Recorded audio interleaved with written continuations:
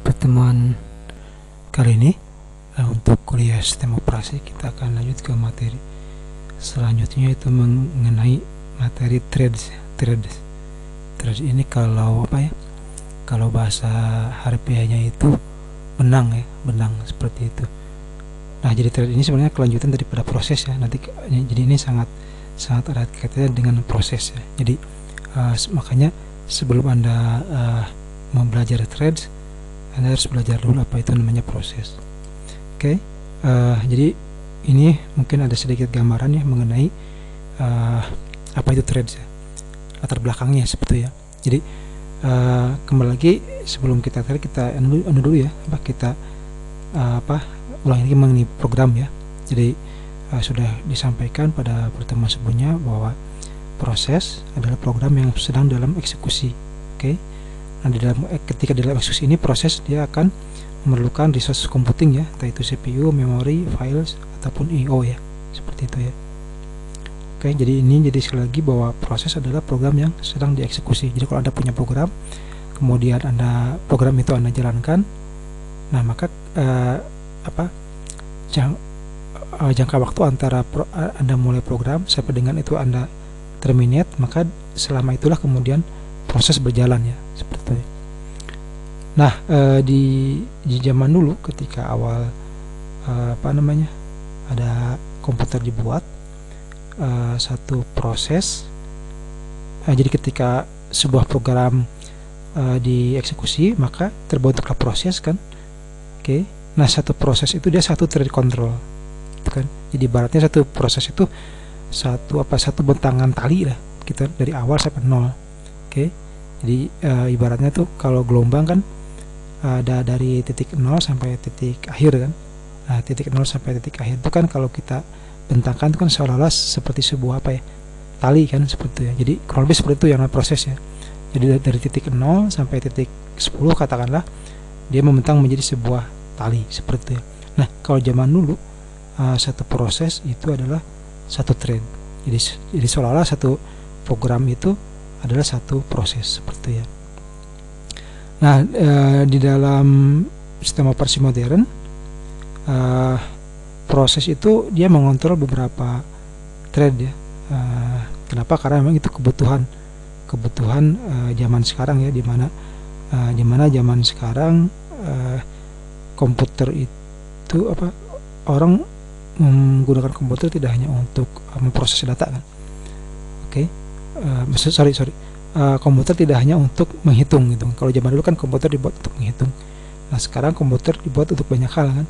Bisa menghitung, bisa untuk hiburan, bisa untuk pekerjaan, atau untuk pemrosesan data lainnya, seperti itu. Sehingga kemudian orang zaman sekarang cenderungannya ketika dia berkomputer, dia ingin bekerja kemudian dia paralel itu dengan dia kemudian mendengarkan musik, paralel itu dia download, paralel kemudian dia juga upload kan, seperti itu ya. Jadi mungkin Anda juga sering mengalami pada saat sekarang ketika kita melakukan komputer itu pada satu bersamaan kita ingin melakukan banyak hal kan, seperti itu. Nah itu bisa dilakukan karena proses yang ada pada komputer saat ini dia mengontrol beberapa thread. Jadi tidak hanya satu thread, seperti itu ya. Nah, jadi thread akhirnya kemudian menjadi basic unit daripada CPU utilization ya. Jadi ini unit paling dasar ya untuk penggunaan CPU, seperti itu. Sebuah thread dari thread ID, kemudian ada nama program counter, ada register dan ada stack ya, seperti itu. Oke. Nah, ini saya coba nah, ini adalah program zaman sekarang ya. Program zaman sekarang seperti ini. Nah, untuk membuat program seperti ini tidak mungkin hanya ada satu thread ya. Tidak mungkin satu proses itu satu thread. Kenapa? Anda lihat ketika kita menjalankan aplikasi ini kan ada banyak yang bekerja kan. Ini ada, semuanya kan, seperti itu. Tapi kalau zaman dulu itu satu proses itu satu thread. Contoh seperti ini ya.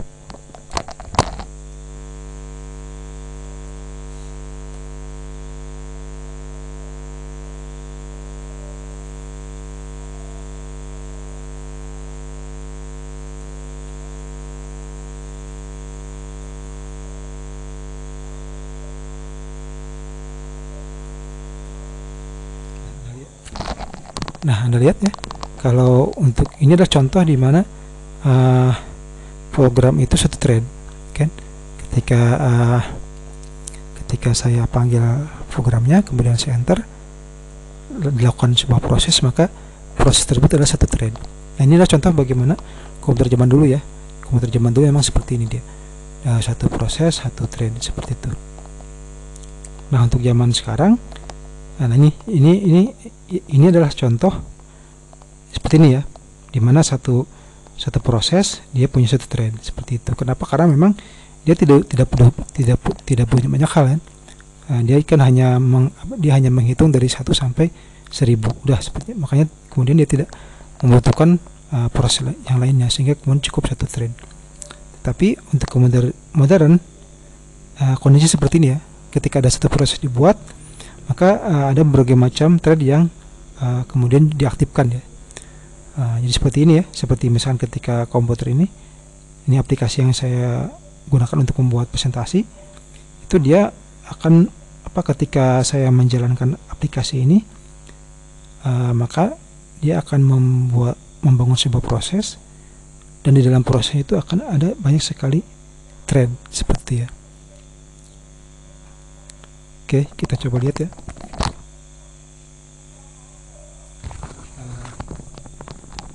Oke, nah ini adalah aplikasi yang saya gunakan untuk membuat ini. Kita lihat di sini hanya ada satu ya prosesnya, hanya ada satu proses, yaitu proses ini dengan PID-nya itu adalah 3257. Dia memakan memori sekitar 350 MB ya, seperti itu. Tapi kemudian dia bisa membuat banyak hal. Kenapa? Karena memang si proses ini dia kemudian membuat berbagai macam thread, sehingga kemudian dia bisa memungkinkan untuk melakukan banyak hal. Jadi ketika satu proses dibuat, pada bersamaan dia membuat banyak thread, sehingga kemudian aplikasi tersebut bisa melakukan banyak hal seperti ya. Oke, tadi kita sudah bahas mengenai auto thread. Nah, jadi tadi juga kita sudah sampaikan mengenai ini contoh untuk satu proses single thread ya. Jadi satu proses yang dia terdiri satu single thread. Nah, ini adalah contoh untuk komputer zaman lama ya, atau zaman jadul ya. Nah, kalau untuk komputer zaman sekarang, rata-rata itu sebagian besar ya, itu sudah multi-threaded ya. Artinya dia satu proses punya beberapa thread. Contoh misalnya browser ya, Anda misalkan punya Mozilla Firefox. Nah, ketika Anda menjalankan Mozilla Firefox, maka Anda bisa lihat bahwa ketika Anda klik Mozilla Firefox, Anda pada saat itu meng-create proses, maka kita lihat di dalam proses tersebut ada thread untuk yang display gambar ya di satu sisi. Di sini ada juga thread untuk ambil data dari network, itu ya, seperti ya. Jadi Anda misalkan ketika buka web browser Mozilla, Anda bisa melihat Anda bisa membaca membaca berita ya. Pada satu sisi di sini Anda juga bisa download. Nah, itu adalah contoh bagaimana satu proses Mozilla Firefox itu terdiri dari beberapa thread ya. Ada thread untuk menampilkan gambar, thread untuk ambil data, thread untuk download, bahkan mungkin ada juga thread untuk upload ya, seperti ya. Nah, itu. Kemudian contoh juga misalkan web server ya. Web server ini adalah satu aplikasi yang melakukan beberapa aktivitas yang serupa ya. Contoh kalau misalkan contoh web server itu misalkan detik.com ya. Nah, ketika Anda mengakses detik.com, maka sebenarnya kita sedang mengakses web server punyanya detik.com, seperti itu ya. Dan server detik.com itu dia melakukan aktivitas yang serupa ya. Dia melayani request daripada para klien, seperti itu ya. Nah, klien request bisa sampai ribuan ya. Kalau untuk kayak bahkan kalau detik.com mungkin dia sampai jutaan. Kalau untuk Google mungkin bisa sampai ratusan juta ya. Anda bayangkan satu dunia mengakses Google gitu kan, mungkin ratusan juta request yang masuk ke Google ya, seperti itu. Nah, jika single threaded, maka kebayangkan misalkan satu server dia satu proses, kemudian ada 1 juta request masuk, berarti kan ada 1 juta request yang nanti harus antri kan, karena kan tidak mungkin tidak mungkin semuanya langsung diproses. Ingat bahwa satu prosesor, satu core itu hanya bisa memproses satu proses dalam satu waktu ya. Ingat, kalau quad core ya berarti 4 proses dalam satu waktu ya. Tapi kalau server ya misalkan quad core atau katakan hexacore ya, yang 6 core itu tetap maksimal ya 6 atau 8 core, maksimal 8 proses dalam satu waktu bersamaan. Nah, kalau ada 1000-an atau 1 juta request masuk, nah berarti kan akan ada waktu menunggu atau antrian kan, sehingga kemudian itu akan membuat proses pengolahan request itu menjadi sangat lama seperti itu. Karena itu web service tidak mungkin dia single threaded, dia pasti multi threaded, karena kalau single threaded dia pasti tidak akan mampu melayani request yang banyak seperti itu ya. Nah ini ya, jadi ini coba kita lebih perdalam ya mengenai multi threaded untuk aplikasi web server. Jadi ketika sebuah web server katakanlah detik.com, dia melayani jutaan request, maka pertama dia bisa membuat satu proses untuk handle satu request. Berarti kalau ada 1 juta request, dia bisa bikin 1 juta proses. Oke. Nah, masalahnya adalah proses untuk membuat proses, ya kan? Itu akan memakan waktu dan resource yang banyak gitu kan. Resource di sini adalah memorinya akan kemakan, kemudian CPU-nya akan kemakan. Akibatnya kalau terlalu banyak, memori habis, CPU juga habis. Ketika habis ya bisa ngehang kan, seperti itu ya. Oke. Jadi oleh karena itu kemudian daripada kemudian membuat 1000 proses untuk 1000 request, maka kemudian dibuatlah suatu web server di mana web server tersebut dia membuat satu proses, tapi dia bisa dengan 1000 thread. Nah, thread inilah yang kemudian digunakan untuk melayani request daripada si klien ya, seperti itu ya. Jadi untuk web server dia membuat satu thread untuk satu request dan selanjutnya ya, seperti itu. Jadi nah itu akan lebih efisien seperti itu. Jadi ketika Anda misalkan punya web server, katakanlah menggunakan Apache atau Nginx, maka ketika ada ribuan request masuk, maka si web server akan membuat satu proses, di mana satu proses ini dia akan membuat ribuan thread yang akan melayani request daripada klien seperti itu ya. Oke, nah ini contohnya ya. Ini contohnya, ini ada klien, kemudian ada request masuk ke server, kemudian server akan membuat thread baru ya untuk menarik request tersebut. Kalau dia bikin proses, tadi sudah sampaikan, kalau misalkan ada 1000 request masuk, dia bikin 1000 proses, itu servernya kemungkinan akan ngehang karena dia akan kehabisan resource. Jadi begitu dia bikin request, maka bikin thread, maka ini akan lebih efisien ya. Oke. Nah, pengembangan multi threaded tentunya ada ada latar belakangnya, ada manfaatnya, maaf. Jadi memang setelah dilakukan penelitian, ada beberapa manfaat daripada multi threaded pemrograman aplikasi yang multi threaded ya, seperti itu. Pertama, responsiveness ya, atau nah, responsiveness itu artinya kualitas respon ya.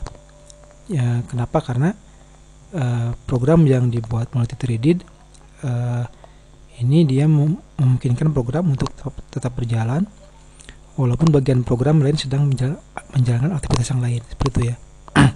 Contohnya tadi ya, contohnya ketika browser pada saat misalkan kita melihat gambar atau membaca berita, pada saat yang sama kita juga download data dari internet ya, seperti itu ya. Nah, itu manfaat daripada responsiveness. Jadi ketika ada berbagai macam thread yang masuk, program tetap akan jalan, seperti itu ya. Nah, itu jadi responsiveness ya. Beda dengan yang ini. Kalau single threaded, maka hanya bisa ya dia hanya bisa melakukan satu aktivitas, yaitu menghitung aja 1 sampai 1000. Tapi kalau yang multi threaded, di satu sisi dia bisa melakukan proses A, yang lain bisa B, C, dan E, seperti itu ya. Itu ya. Jadi intinya ketika multi threaded, program akan tetap berjalan walaupun ada berbagai macam proses yang terjadi di dalamnya, seperti ya. Kemudian resource sharing ya, atau sharing ini pembagian resource ya, berbagi resource. Jadi thread dapat berbagi resource yang dibutuhkan untuk satu proses, itu ya. Jadi sebagai contoh misalkan untuk ini ya, untuk yang browser tadi kan, ketika kita display gambar, melihat gambar, contoh misalkan kita melihat YouTube ya, di satu sisi lain kita juga download data misalkan dari situs yang lain. Nah, maka kedua ini bisa saling berbagi resource. Jadi resource yang diperuntukkan bagi browser Mozilla itu bisa digunakan oleh kedua belah aktivitas ya, seperti ya. Itu ya resource sharing ya. Yang ketiga ekonomi. Maksudnya ini ekonomis itu artinya sudah kita bahas di awal mengenai proses, bahwa ketika suatu proses dibuat maka ada resource yang harus disediakan, dan resource ini kan mahal ya. Artinya kan mahal itu artinya memori maupun CPU itu akan mahal. Nah, ketika resource bisa di-sharing, otomatis kemudian pembuatan multi-thread ini akan menjadi lebih murah ya. Artinya satu resource bisa dipakai bersama-sama kan, seperti itu ya. Nah, kemudian scalability ya. Scalability itu artinya dia bisa dikembangkan lebih luas, seperti ya. Jadi di dalam multiprosesor, thread dari satu proses dapat diproses di proses yang berlainan ya, seperti itu ya. Itu yang namanya scalability ya. Jadi nah, ini scalability ini nanti akan berkaitan dengan ini multi-core ya. Jadi ada Anda harus paham ya, ada namanya multi-threaded, ada yang namanya multi-core. Kalau multi-threaded tadi sudah kita bahas ya, bahwa satu proses bisa beberapa thread. Nah, adapun ketika kita bicara multi-core, artinya itu terkait dengan CPU ya. Jadi ada CPU, ada komputer yang single CPU ya. Kalau zaman dulu misalkan Pentium 1, 2, 3 itu dia single CPU. Ada yang multiple CPU ya.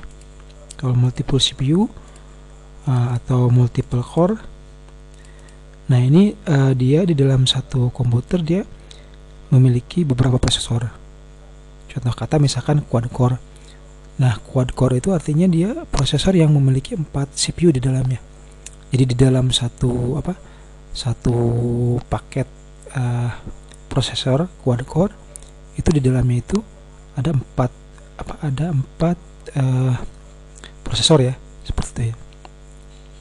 Nah, dengan adanya multi-threaded itu menyediakan mekanisme untuk mengefisiensikan multiple core dan meningkatkan concurrency. Jadi misalkan ada aplikasi dengan 4 thread, maka kalau single core 4 thread itu nanti diproses bergantian. Tapi dengan multi core, maka 4 thread itu bisa diproses paralel. Jadi kalau kita misalkan punya multi core dengan 4 core ya, misalkan quad core, maka ketika ada 4 thread itu bisa secara bersamaan diproses oleh keempat core ini.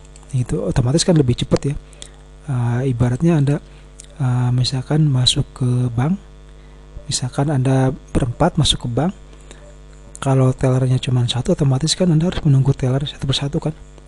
Tapi kalau Anda masuk ke bank berempat, kemudian di bank tersebut ada 4 teller, otomatis kan Anda yang satu masuk ke teller 1, yang 2 masuk ke teller 2, yang 3 masuk ke teller 3, dan yang 4 masuk ke teller 4. Otomatis kan waktu pemrosesannya lebih cepat karena kemudian semuanya langsung dilayani kan, seperti itu ya. Jadi itu ya bedanya manfaat daripada ada multi-threaded dan multi-core, seperti itu ya. Oke, tadi kita sudah bicara mengenai multi-core programming ya. Jadi multi-core adalah pemrograman di dalam di dalam komputer yang punya beberapa CPU ya. Jadi walaupun mungkin prosesornya apa namanya IC-nya satu, tapi isinya sebenarnya beberapa prosesor seperti itu. Jadi kalau sekarang kan biasa ya dual core, berarti misalkan yang dual core berarti dia 2 CPU ya.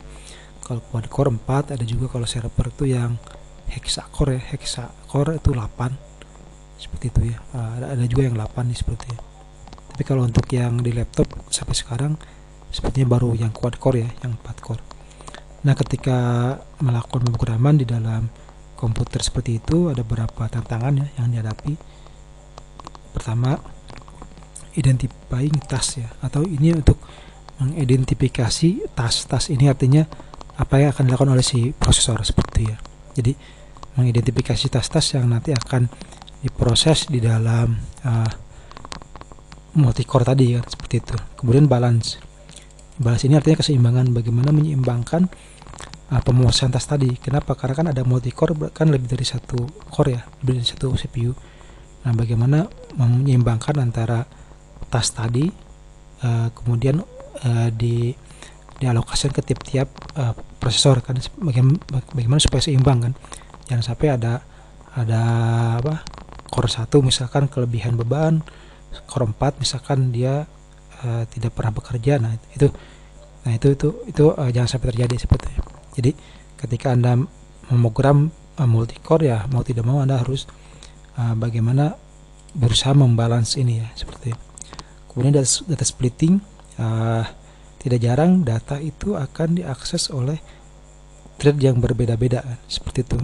Nah, kalau misalkan ada 4 thread yang diproses di 4 CPU, bagaimana caranya supaya data itu di-split sehingga kemudian bisa diproses oleh keempat core tadi kan, seperti itu. Kemudian ada juga data dependency. Jadi tidak jarang misalkan 2 atau lebih atas atau thread itu kemudian dia membutuhkan data yang sama. Nah, bagaimana kemudian mengatur supaya data dependency ini bisa diatur ya. Dan yang terakhir testing dan debugging. Testing dan debugging ada proses ya di dalam pemrograman, yaitu untuk menguji sebuah program dan juga untuk mencari kelemahan dari program. Nah, kalau di dalam single core itu lebih mudah ya, karena kan ada satu core, tapi begitu Anda punya dual core atau quad core ya Anda harus perhatikan karena karakteristik daripada single core dengan multi core berbeda. Oke, ini akan menjadi tantangan tersendiri ya ketika Anda nanti membuat sebuah program yang multi core seperti ya. Oke, itu mengenai multi core ya. Sekarang kita masuk ke model multi threading ya. Oke, jadi ingat sekali lagi bahwa komputer zaman sekarang, terutama kalau komputer general purpose komputer, itu udah hampir semuanya menggunakan prinsip multi threading ya. Jadi satu proses bisa membuat beberapa thread ya, seperti itu ya. Nah, modelnya ada macam-macam, ada yang many to one model ya. Jadi thread banyak, dia diproses oleh satu kernel. Oke, ini thread. Kernel ini artinya prosesornya. Jadi beberapa thread nanti diproses oleh satu kernel. Seperti itu. Nah, jadi hanya satu thread yang bisa diakses oleh kernel dalam satu waktu. Kemudian multiple thread tidak bisa full paralel. Jadi satu thread manggil sistem block, semua thread maka akan block ya, seperti itu. Jadi ingat ya, kernel itu inti daripada sistem operasi. Jadi artinya akan diproses oleh sistem operasi. Oke. Nah, di dalam multi threading, ada juga yang one to one ya. Kalau dalam one to one berarti satu thread akan diproses oleh satu kernel sistem operasi kan, seperti itu. Nah, membuat satu thread perlu membuat satu kernel thread ya. Nah, ini kalau di dalam many to one model itu nanti akan terjadi namanya antrian ya. Ketika misalkan di sini ada 4 thread yang akan diproses oleh kernel, otomatis kan dia harus gantian kan, 1 dulu, 2, 3, 4. Jadi sini ada antrian. Nah, kalau di sini karena dia one to one, jadi satu thread akan diproses oleh satu kernel, maka satu thread akan membuat satu kernel threadnya. Nah, performance kemudian bisa berkurang ketika threadnya banyak ya, seperti itu. Karena itu biasanya ada pembatasan thread di dalam di dalam sistem operasi yang mengimplementasikan one to one model ya, seperti itu. Nah, yang terakhir ini ada yang namanya multi threading many to many ya. Jadi many to many artinya banyak user thread akan diproses oleh beberapa kernel, seperti itu. Misalnya contoh ada 4 thread, nanti akan diproses oleh 3 kernel ya, seperti itu.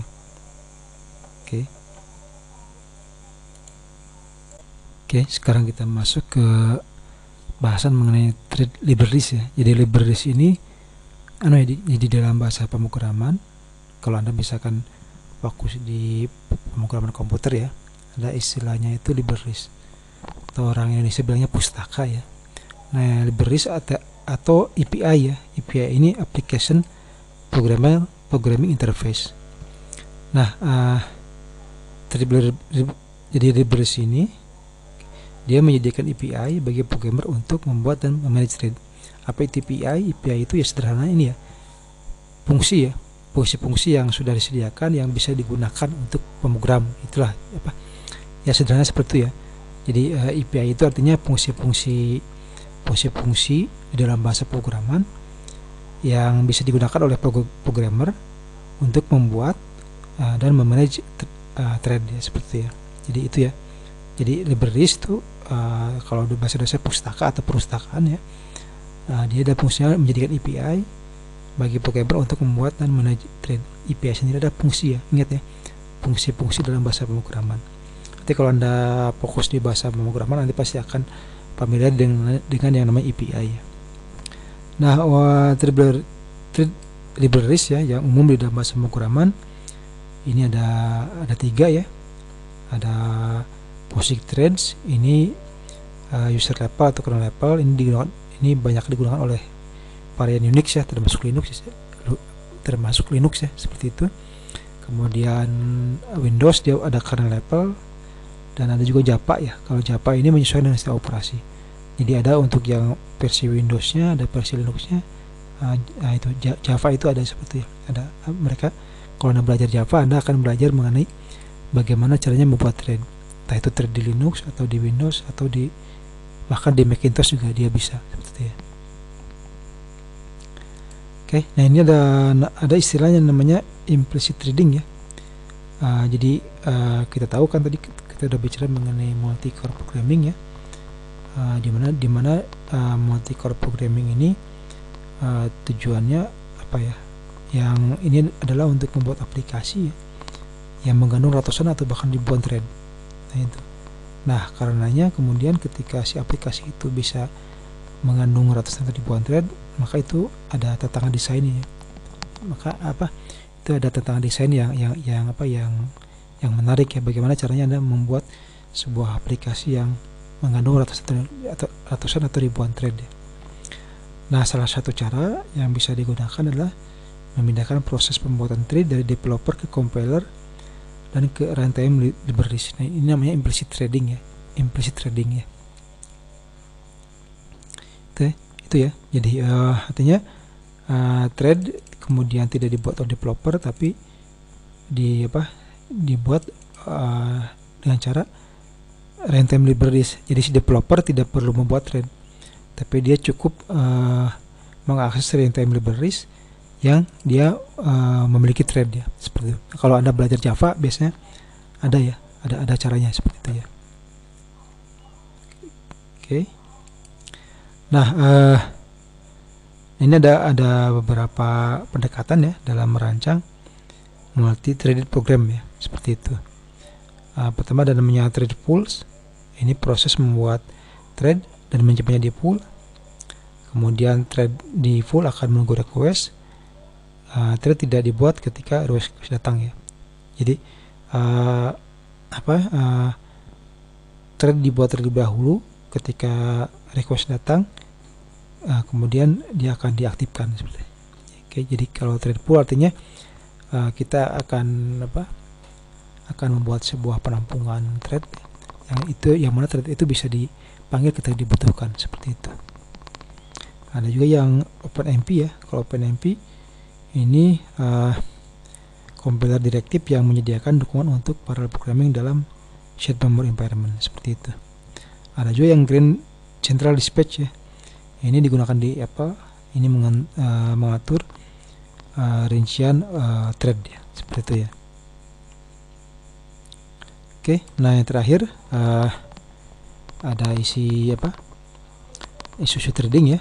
Ada isu trading ketika Anda ingin fokus ya di dalam multi trading. Ini ada beberapa isu yang perlu Anda pahami ya.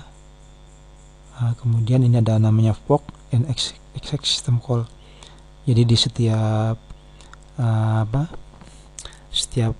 operasi biasanya sudah menyediakan ya system call, fork dan exec. Ini yang bisa digunakan untuk Anda sebagai developer untuk membuat trade seperti itu. Kemudian istilah yang lain adalah handling ya, bagaimana handling sinyal yang masuk seperti itu ya. Jadi kalau ada ribuan request masuk, bagaimana kemudian handlingnya itu juga masih merupakan isu dalam trading ya. Kemudian trade cancellation atau pembatalan trade, ketika ada sebuah trade yang perlu dibatalkan, bagaimana caranya, itu juga isu dari trading ya, seperti itu. Kemudian trade local storage, artinya storage untuk trade lokal. Juga apakah perlu misalkan kita membuat sebuah storage untuk local trade. Nah, itu juga salah satu isu dalam trading ya. Dan kemudian yang terakhir isu dalam trading adalah scheduler aktivasi ya, pengaktifan penjadwalan ya. Itu juga yang perlu. Kenapa scheduler ini penting? Karena kan ini terlepas dari prinsip ya, bahwa yang namanya CPU itu hanya bisa memproses satu program dalam satu waktu bersamaan ya. Itu makanya kemudian scheduler itu akan sangat penting. Oke, mungkin itu yang bisa disampaikan terkait dengan trade ya. Jadi sekali lagi saya sampaikan bahwa trade itu adalah erat kaitannya dan proses ya, seperti itu ya. Ya, jadi bahkan bisa dibilang bahwa trade ini adalah anaknya proses. Itu yang perlu dipahami ya. Nah, kenapa trade dibuat? Karena proses itu dia mahal, karena dia membutuhkan banyak resource. Nah, dengan adanya trade kita bisa meminimasi proses dan memperbanyak trade, sehingga kemudian ketika sebuah komputer ingin melakukan banyak hal, melayani banyak hal, maka trade lah yang bekerja, bukan proses, seperti itu ya. Karena kalau proses yang bekerja, karena kalau kita memperbanyak proses, maka resource akan habis dan pada akhirnya komputer akan ngehang. Tapi begitu ada thread, resource bisa lebih diatur ya, supaya lebih efisien seperti itu. Jadi memang ujung-ujungnya thread ini ada mengefisienkan pemrosesan program ya. Oke, terima kasih untuk kali ini ya.